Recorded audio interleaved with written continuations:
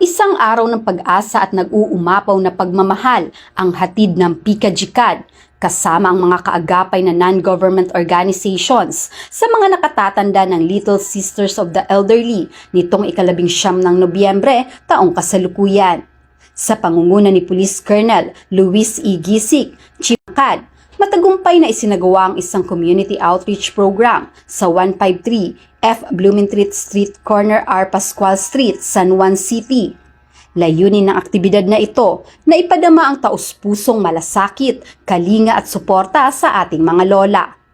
Tinatayang 80 elders at mga kinatawan mula sa mga partner NGOs na NARYAG at PARSP ang nagkaisa at nakiisa sa makabuluhang programa. Higit pa sa simpleng pagtulong, ang araw na ito ay naging pagkakataon upang ibahagi ang oras, serbisyo at lubos na pagpapahalaga sa ating mga nakatatanda. Nagbigay kulay ang iba't ibang intermission numbers na talagang nagpasaya sa lahat.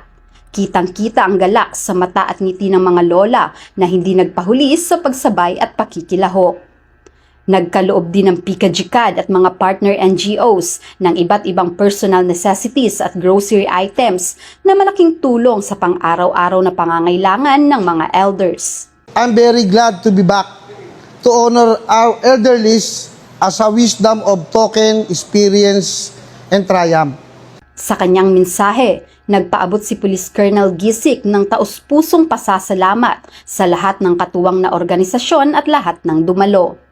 Hindi lamang ito simpleng pamimigay ng tulong, kundi isang pagkakataon upang maiparamdam sa ating mga lola na sila ay mahalaga at hindi nakakalimutan.